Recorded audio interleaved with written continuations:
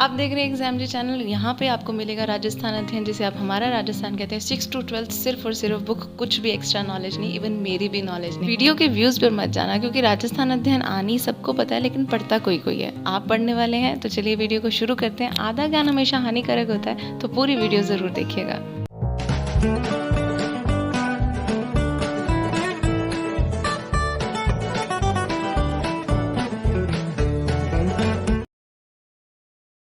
Chapter 8, जिसका नाम है जन जागरण एवं सामाजिक सुधार हेतु राजकीय प्रयास। इससे पहले 1 to 7 चैप्टर करने ज़रूर देखिएगा। तो हमें पता है कि हमारा देश एक लोकतांत्रिक देश है, ठीक है। तो इससे पहले हमारे देश में क्या था, भूमि के लिए आंदोलन होते थे। आंदोलन इन द सेंस कि अपनी भूमि किसी को दान दे देनी अच्छी बात मानी जाती थी, जन कल्याणकारी माने जाते थे। उसी समय जब ये सब कुछ हो रहा था, तो विनोबा भावे ने 18 अप्रैल 1951 में तेलंगाना के एक छोटे से गांव तिरुचिपल्ली में अपनी एक ज़मीन का टुकड़ा दे दिया, जिसका नाम भूदान आंदोलन हुआ, ठीक है। उसी के बाद सभी ने अपनी अपनी जो भूमि थी उसको दान देना शुरू कर दिया। अब भूदान में प्राप्त जमीन का 1/3 भाग का उपयोग समाज के वंचित वर्ग और आदिवासी भूमिहीनों को बांटने का किया जाता था, ठीक है। राजस्थान में नागौर जिले में भूदान प्रारंभ किया गया और राज्य सरकार ने ग्राम दान अधिनियम, जो अधिनियम था वो 1971 पारित किया। आज़ादी के समय राजस्थान की 75% जनसंख्या कृषि पर डिपेंडेंट थी और काश्तकारी अधिनियम 1955 और भू राजस्व अधिनियम 1956 को लागू किया गया था, जिसमें कि अगर भूमि विवाद में कोई भी जनता फंसी है तो वो निकल सके। उसके बाद था अस्पृश्यता उन्मूलन, यानी कि छोटा मानना किसी को, या है ना। तो इसमें राजा राम मोहन राय, ज्योतिबा फुले, राम नारायण जो नायकर थे, रामास्वामी नायकर, महात्मा गांधी, इन सभी ने वर्क किया। राजस्थान में स्वतंत्रता से पूर्व दयानंद सरस्वती, गोविंद गुरु, मामा बालेश्वर, हरिभाऊ उपाध्याय ने भी समाज सुधारकों में अपना नाम लिया। संविधान के अनुच्छेद 17 में, 17 मतलब खतरा, ऐसे याद रखिएगा, अगर आपने किसी को छुआछूत या ऐसा कुछ किया, मीन्स शो किया, तो वो दंडनीय अपराध है, ठीक है। अस्पृश्यता उन्मूलन के लिए भारत सरकार ने नागरिक अधिकार संरक्षण अधिनियम 1955 को लागू किया है। ये अस्पृश्यता अधिनियम 1955 जो राजस्थान में भी लागू है, ठीक है। जनजातीय अत्याचार निरोधक कानून 1989 की भी सख्ती से पालना होती है। सामाजिक न्याय एवं अधिकारिता विभाग जो है वर्तमान में, वो सामाजिक आर्थिक विकास, अनुसूचित जाति जनजाति, पिछड़ा वर्ग, महिलाएं, बच्चे, इन सभी का कल्याण कर रहे हैं। महिला शिक्षा और सशक्तिकरण के लिए पंडित जवाहरलाल नेहरू जी का कहना था कि अगर आपने कहीं भी राष्ट्र की महिलाओं की स्थिति देखनी है ना, मतलब किसी राष्ट्र की स्थिति देखनी, तो वहाँ की महिलाओं की स्थिति देख लीजिए, ठीक है। तो जवाहरलाल नेहरू जी ने किसकी बात की, महिलाओं की। अब इस सब के बाद 2011 में क्या हुआ, साक्षरता दर 52.10 थी, लेकिन 1955 में ये सिर्फ 2.51 थी महिलाओं के लिए। सोचिए 50 ज़्यादा हो जाना, ठीक है। 2.51 से 2.10 महिला के लिए, तो बहुत बड़ी बात है। और आज तो बहुत ज़्यादा पढ़ी महिलाएं रही हैं, ठीक है।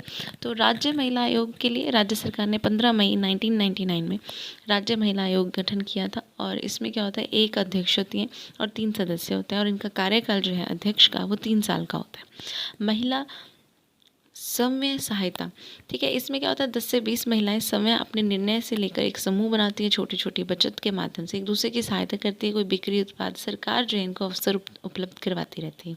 महिला घरेलू हिंसा निरोधक अधिनियम 2005, इसमें सभी जो कोई भी प्राथमिक स्वास्थ्य केंद्र या किसी पे भी जाके महिला अपने कंडीशन के बारे में बता सकती है, ठीक है, और उसकी सहायता की जाती है। राजीव गांधी किशोरी सशक्तिकरण में 11 से 18 वर्ष की विद्यालय न जाने वाली किशोर बालिकाओं के लिए ये स्पेशल योजना है। बेटी बचाओ बेटी पढ़ाओ की शुरुआत 2015 में पूरे देश भर में हुई थी, ठीक है। और इसमें हिंदू उत्तराधिकार, दत्तक ग्रहण एवं संरक्षण अधिनियम 1956 संशोधन 2005 में हुआ। दहेज निषेध अधिनियम 1961, बाल विवाह का जो आंदोलन अधिनियम, तो ये 1925, 1986, 2006 में इसका संशोधन हुआ। मतदान प्रक्रिया इलेक्ट्रिक वोटिंग मशीन से होती है, जिसको ईवीएम कहते हैं। और ईवीएम के में 16 अधिकतर उम्मीदवारों का नाम दिया जा सकता है। इसमें नोटा करके भी एक कॉलम होता है। नोटा मतलब नन ऑफ द अबव, जिसको हम मतदान नहीं करना चाहते, जितने भी आपने खड़े किए। ईवीएम में क्या होता है कि जिला निर्वाचन अधिकारी जो है वो एक मतदान दल का गठन करता है और उसका पूरा वो ध्यान रखता है। तर्जनी उंगली पर अमिट शाही लगती है, ठीक है। ईवीएम के साथ वीवीपीएटी जो मशीन है उसका भी यूज़ होता है। अब वीवीपीएटी का पूरा नाम क्या है? Voter verifiable paper audit trial. इसमें क्या होता है कि एक प्रिंटर युक्ति होती है, मतदाता जैसे ही उसमें प्रिंट करता है तो उसमें एक पर्ची जो है उस पर प्रिंट हो जाती है। 7 सेकंड तक एक पारदर्शी बॉक्स में मतदाता को दिखाई देती है, यानी कि उसको पता लग जाता है कि उसने जिसको वोट दिया है वही बटन उसने क्लिक किया है, ठीक है। और उम्मीदवारों को सही वोट मिला है कि नहीं मिला, इसीलिए ये वाली मशीन बनाई गई है, ठीक है। तो प्रोजेक्टर के थ्रू वो कह रहे हैं कि आप शिक्षक हैं तो इसको ज़रूर दिखाइएगा अपनी क्लास में। ऐसे करके यहाँ पे बहुत सारी गतिविधियाँ रखते हैं। उसके बाद है स्वीप, यानी कि सुव्यवस्थित मतदाता शिक्षा और निर्वाचक सहभागिता। अब इसमें नागरिक निर्वाचकों की प्रक्रिया के लिए 2 उद्देश्य रखे, एक सूचित एक सूचित। सूचित मतलब निष्पक्ष, ठीक है, और नीतिपरक, और सूचित मतलब जागरूकता के साथ, जैसे अपने किसी को सूचना देते हैं। अभी बात करते हैं सूचना का अधिकार अधिनियम। तो सबसे पहले क्या हुआ था कि एक दूसरे की जानकारी लेने के लिए, यानी कि क्या हुआ है, राजस्थान के राजसमंद जिले की भीम तहसील के देवडुंगरी गांव में मजदूरों और किसानों ने अपनी मजदूरी के संबंधित रिकॉर्ड के लिए मांग मांगी है ना। तो 2000 में सूचना का अधिकार कानून बनाने वाला राजस्थान पहला राज्य था। उसके बाद पूरे भारत सरकार ने इसको 2005 का अधिनियम ही बना दिया था, ठीक है, जिसमें हम जानकारी प्राप्त कर सकते हैं। निःशुल्क अनिवार्य बाल शिक्षा अधिकार अधिनियम, ये भारत सरकार द्वारा 2009 में बनाया गया और निःशुल्क और अनिवार्य शिक्षा प्रदान करते हैं। ये अधिनियम 2010 में बनाया गया। 1 अप्रैल 2011 को लागू हुआ। 6 से 14 वर्ष के लिए ये स्पेशल बनाया गया था। कमज़ोर और पिछड़े वर्ग के जो बच्चे थे उनको 1st to 8th क्लास में 25% तक आरक्षण ज़रूर दिया जाए, ऐसा प्राइवेट स्कूल्स को आदेश थे। बाल अधिकार 20 नवंबर 1989 में ये संयुक्त राष्ट्र की आम सभा में बाल अधिकार समझौते के तहत किया गया था और भारत में 1992 में इसमें हस्ताक्षर कर दिए गए थे। राजस्थान राज्य बाल समिति जो होती है वो इसमें ध्यान देती है। चाइल्ड हेल्पलाइन जो है 1098 है, 24 घंटे चलती रहती है ये। राजस्थान संपर्क पोर्टल जो है वो सितंबर 2019 को जनसामान्य की शिकायतें करने के लिए इसमें दिया गया था और इसका कॉल सेंटर नंबर 181 है, जिस पे आप शिकायतें दर्ज करवा सकते हैं। साइबर सुरक्षा अपराध जैसे इंटरनेट से बड़े बड़े जो भी रिलेटेबल होते हैं वो इसमें ऐड होते थे। साइबर सुरक्षा हमलों में रैमसनवेयर होता है, जो कि एक प्रकार का वायरस होता है, कंप्यूटर और सिस्टम पर हमला कर देता है और उसके बाद राशि वसूल लेते हैं। मालवेयर भी प्रोग्राम होता है, जैसे वायरस, वॉर्म, ट्रोजन, ये सारे ऐसे क्वेश्चन आ सकते हैं। साइबर धोखाधड़ी होता है, जैसे आपको जाल में फंसाया। इसके 2 तरीके, फिशिंग और स्पूफिंग। फिशिंग का एक ऐसा मतलब है कि आपको फर्जी मेल भेजते रहे, जैसे कई बार आपको देखने को मिला होगा अमेज़न नाम से, उसकी स्पेलिंग थोड़ी सी चेंज होती है ना। स्पूफिंग में क्या होता है, ये भी ठगी करने का ही एक साधन है, अन्य की पहचान का यूज़ करके। साइबर सुरक्षा के उपाय आपको बहुत सारे मिल जाएंगे। आप कॉल कर सकते हैं अगर आपको ऐसा लगे कि हाँ कोई आपके साथ साइबर अपराध हुआ है तो, ठीक है।